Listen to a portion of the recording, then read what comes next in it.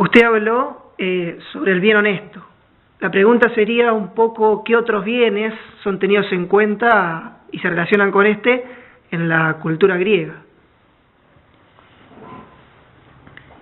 Bien, el tema de los distintos tipos de bien en realidad es un tema que aparece en la antigüedad griega, pero no se restringe exclusivamente a la tradición griega, sino que tiene una amplitud mayor. El bien honesto es lo que podemos llamar un género de bien y el género supremo de bien humano. Hay otros géneros, por lo menos dos más, que hay que relacionar con ese, que son lo que suele llamarse el bien útil y el bien deleitable.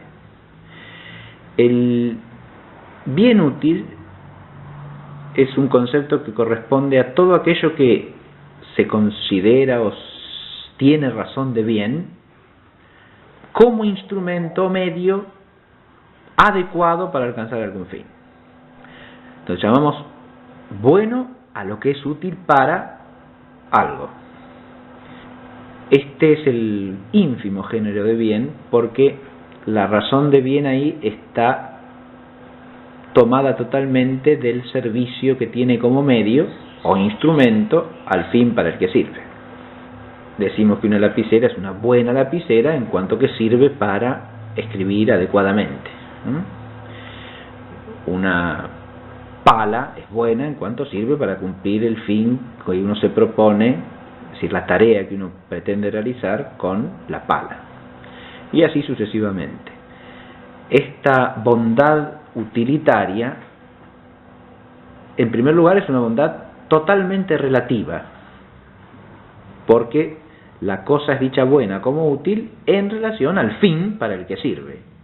O sea, la misma cosa, para un fin que es otro que el fin respecto del cual resulta el útil, ya no es útil y por lo tanto ya no es buena en cuanto a útil. Esa relatividad al fin caracteriza a todos los bienes meramente instrumentales, o sea que tienen solo razón de medio. Y por esto, la razón de bien útil se da de modo perfecto solamente en relación con cosas. Y principalmente con las cosas que están bajo la naturaleza humana en cuanto a su ser propio. Sean cosas naturales, sean cosas que el hombre produce, o sea, cosas artificiales. No se puede aplicar, en cambio, esa razón de bien útil de modo propio y adecuado a las personas. Hacerlo implicaría convertir a la persona en una cosa que es usada para un fin, lo cual no corresponde ontológicamente a su propia dignidad. Cuando se considera una persona solamente bajo la razón de bien útil, se la está cosificando de algún modo.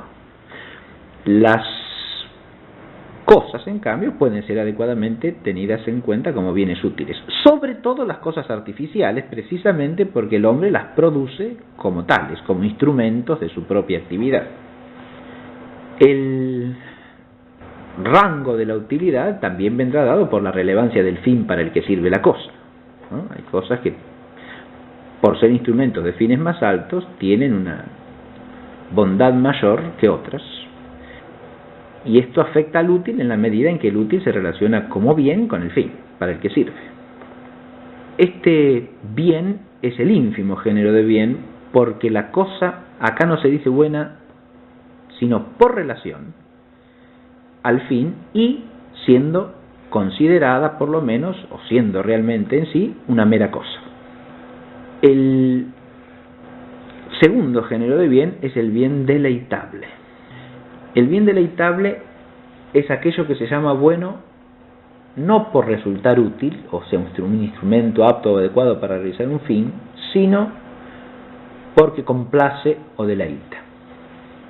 Aquí tenemos que tener en cuenta que esa complacencia o deleite en relación con el hombre puede abarcar distintos órdenes o grados esenciales de gozo, sea de carácter sensible o de carácter espiritual, ¿no? El deleite producido puede darse en distintas esferas. Pero lo que surge inmediatamente de la consideración de este tipo de bien es que se trata de nuevo de un bien relativo. Ahora no relativo a un fin, sino relativo al sujeto al cual complace. El bien deleitable se llama bueno en cuanto complace a alguien, y en ese a alguien ya tenemos puesta la relatividad que lo caracteriza.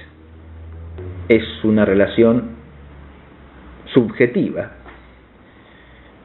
la que constituye la característica fundamental del bien deleitable. Esta relatividad es la que tiene que ver fundamentalmente con la esfera de lo que suele llamarse el gusto en la realidad humana. Precisamente el bien deleitable tiene que ver con el gusto y con la variabilidad del gusto, porque una misma cosa u objeto puede complacer a uno y desagradar a otro. Y es obvio que solamente resulta bien como cosa deleitable para aquel a quien complace, no para aquel a quien resulta un objeto de repugnancia o de indiferencia. El bien deleitable tiene cierta superioridad en relación con el bien útil porque no tiene mera razón de medio.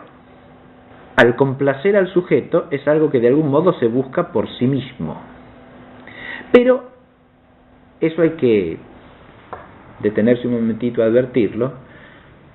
Es un por sí mismo incompleto, porque es buscado como cierto fin, pero en relación con otro fin, que es el placer o la complacencia que causa en el sujeto. Estos dos géneros de bien tienen por lo tanto la característica de ser bienes relativos y bienes de algún modo extrínsecos al hombre mismo.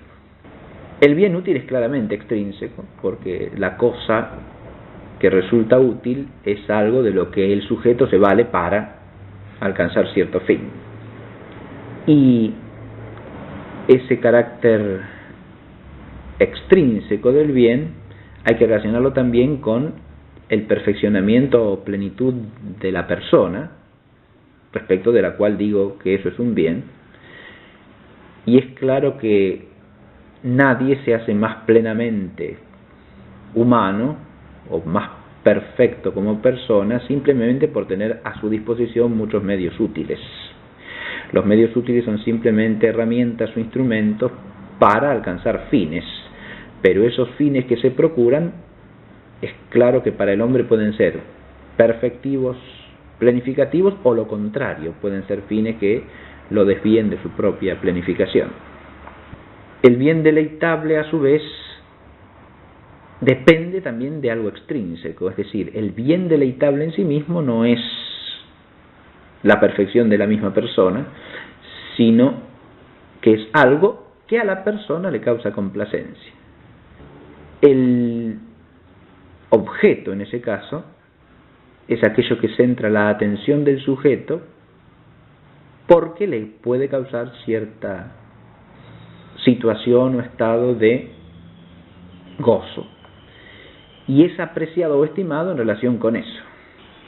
Pero se trata, si es un bien deleitable en sentido adecuado, de algo de nuevo extrínseco al propio sujeto y en lo que el sujeto haya complacencia. Es claro de nuevo, como en el caso del bien útil, que nadie se hace más pleno o más perfecto como hombre o como ser humano, como persona, porque tiene a su disposición muchas cosas en las que se complazca. De nuevo, la complacencia puede ser ordenada o desordenada, y eso es claro para cualquier ser humano. Es de sentido común. Así como el útil puede ser un útil para el bien o un útil para algo que no es recto, lo mismo sucede con el bien deleitable. Puede ser un deleite ordenado o un deleite desordenado. Y esta distinción, que es de sentido común en los dos casos, nos muestra que ninguno de estos bienes es el bien planificativo del hombre como hombre. Es lo que se llama bien honesto. Ese nombre de honesto hace alusión al bien integral, al bien que hace al hombre auténtica y verdaderamente un hombre pleno. El bien útil y el bien deleitable a este respecto son bienes intermediarios, es decir, bienes instrumentales. Mientras que el bien honesto es el bien que intrínsecamente perfecciona al hombre como hombre, y por eso tiene relación directa con el perfeccionamiento de las facultades propiamente humanas en la propia persona a través de hábitos que generen en él la participación del bien humano planificativo.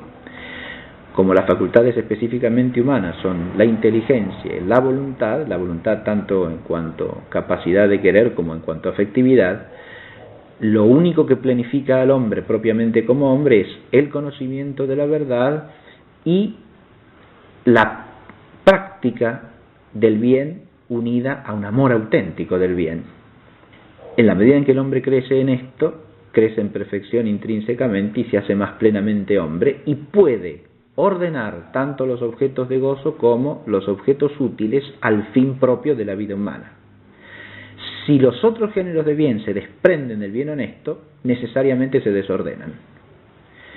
Y uno de los más graves problemas con la naturaleza humana es precisamente la falta de jerarquía o la falta de respeto de la jerarquía entre estos géneros de bien. Anteponer el bien útil o el bien deleitable al bien honesto es siempre un desorden fundamental que deteriora a la persona. El bien honesto así hay que ubicarlo en una jerarquía analógica de bienes, ¿no? Porque estos bienes se dicen bienes por analogía, no en el mismo sentido. Se dicen en sentidos que son participaciones distintas de la razón de bondad, pero que en el caso del bien que es propio del hombre como perfección del hombre en cuanto hombre, nos remiten a un género supremo de bien que sería el bien honesto, ¿no? Se trata siempre de bienes del hombre. Como el hombre es un ser finito y su bondad es una bondad participada, toda esa jerarquía de bienes a su vez hay que relacionarla metafísicamente con su relación al bien sumo, que no puede ser la perfección del hombre mismo. Pero de lo que estamos hablando acá es de un bien que es el bien perfectivo del hombre. El tener en cuenta el bien honesto y su relación con el bien deleitable y con el bien útil, para terminar con esto, nos permite a su vez advertir que en el bien honesto, por ser el género supremo de esa jerarquía de bondades que se pueden dar en el hombre o con respecto a las cuales tenemos que ubicar los bienes de la vida humana, nos permite advertir que en el bien honesto se da de modo superior o de modo más perfecto, de modo esencial, aquello que se da en los otros géneros de bien. Así podemos decir que el bien honesto no es útil, pero es algo mucho más que útil, es fructuoso o fructífero para la vida humana. En la medida en que el hombre adquiere el bien honesto y su persona se va perfeccionando en la línea del bien honesto, se transforma en un hombre capaz de dar fruto de vida buena. Y eso es mucho más que útil, porque precisamente a las cosas las llamamos útiles porque sirven para algo, pero tenemos que advertir que el hombre en cuanto persona, considerado en relación con todos los bienes inferiores, no puede ser nunca algo que sirva para, pero sí está llamado a dar fruto, es decir, a que su vida sea una vida fecunda. ¿Qué es lo que dice la palabra latina felix? Feliz. El término felix en latín significa que da fruto, que da buen fruto.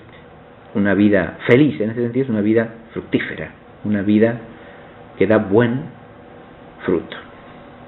El bien deleitable a su vez complace, pero en la medida en que es un bien extrínseco al hombre, del que el hombre depende como de una cosa distinta de él, es un bien que produce una complacencia pasajera, momentánea, relativa, En cambio, el bien honesto tiene esta misma razón de perfección, saciativa, podríamos decir, del bien deleitable, paz, que da paz a la apetición, que es lo propio del bien deleitable, de una manera mucho más perfecta, porque el bien honesto, más que deleitable, es beatificante.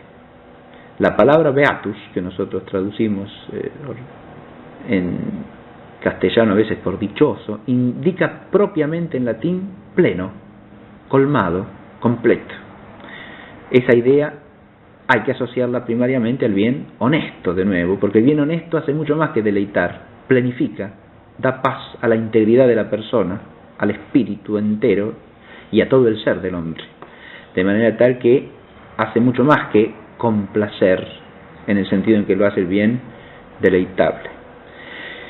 Si nosotros advertimos esto, que el bien honesto es el bien perfectivo y por lo tanto es el bien que hace fructífero al hombre y es el bien que lo pacifica porque lo planifica, nos podemos dar cuenta que desde la planificación que produce el bien honesto se puede ordenar toda la jerarquía de los objetos que pueden causar gozo o placer al hombre, y a su vez desde esa fructuosidad de una vida virtuosa se puede ordenar adecuadamente todo medio o instrumento que sea útil en orden a fines humanos, porque se puede ordenar los fines y la jerarquía de los fines ser integrada en la totalidad de la existencia humana.